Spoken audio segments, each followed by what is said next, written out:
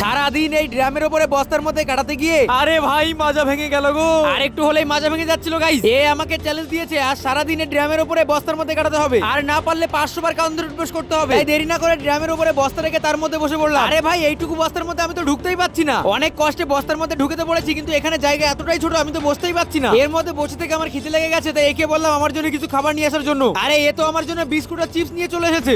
এই আমাকে একটা দেন না। আরে ভাই এই দুটো বিস্কুটের মধ্যে থেকে একটা ওকে আবার দিতে হবে। এর মধ্যে সারাদিন বসে বসে কি করবো, তাই একটু ঘুমিয়ে নি। আরে ভাই এখানে এতটাই গরম লাগছে আমার তো ঘুমিয়ে আসছে না, তাই একটু জল খেয়ে নেচে নিলাম। তার কারণ এর ভেতরে আর বসাই যাচ্ছে না, আমার তো ভাই কোমর পা সব যন্ত্রণা শুরু করেছে। আরে ভাই এই দেখো পুরোপুরি দুপুর হয়ে গেছে। এই যে আমার জন্য জল নিয়ে আমি স্নান করবো। ওই আমাকে এমন চ্যালেঞ্জ দিয়েছে, তাই সারাদিন ওকে খাটিয়ে মারবো। আরে ভাই আমি স্নান করবো কি করে, এই জলে তো বরফ দিয়ে নিয়ে এসেছে, প্রচন্ড ঠান্ডা। ঠান্ডায় তো আমি পুরোপুরি জমে গেছি। ভ্যাট আমার ঠান্ডা ঠান্ডা লাগে না, এবার এক বালতি জল দিয়ে স্নান করবো। আরে ভাই এক বালতি জল দিয়ে স্নান করতে গিয়ে তো আমি পড়েই গেলাম। এই এদিকে আমার মাজা ভেঙে যাওয়ার মতো, আর ওদিকে তাকিয়ে তাকিয়ে হাসছে। আমি চ্যালেঞ্জটা হেরে গেছি, তাই আমি কান্দে উঠবস করে তোমরা সাবস্ক্রাইব করে দাও।